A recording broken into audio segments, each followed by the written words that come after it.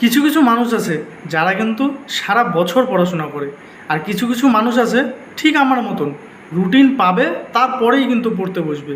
তাই আমার দলে যারা যারা আছো, আজকের কবিতাটা কিন্তু তোমাদের জন্যই লিখেছি। চুপচাপ বসো আর মনটা দিয়ে শোনো কবিতাটা। হাতের মাঝে সময় ছিল, লাগাইনি তা কাজে, তাই অবস্থাটা এখন আমার সত্যিই বড় বাজে। মাথার ওপর নাচছে রুটিন, নাচছে সিলেবাসের চাবি, কী পড়বো এটা ভেবেই খাচ্ছি আমি খাবি। কিছু কিছু বই তো আমার নতুন পুরোই যেন, ভাবছি আমি এই বইটা কিনেছিলামই বা কেন।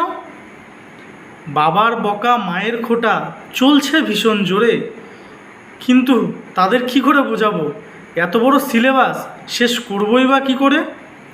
তাই আঁকছি আমি বইয়ের মাঝে, ওটাই আমার ভালো, কারণ ফিউচার তো আমার বুঝেই গেছি টপ টু বটম কালো।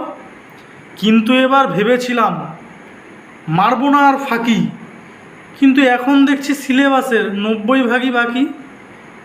তবে চাইলেই আমি পড়তে পারি সারা বছর ধরে, কিন্তু এখন যদি আমি পড়তে বসি টপারগুলো টপ করবেই বা কী করে। তাই এটাই আমার ট্যালেন্ট গুরু, তাতে খাই না যতই বাস, এক্সামের ওই আগেই পড়ে করব আমি পাস। তাই যারা যারা এমন তারা শেয়ার করতে ভুলো না যেন।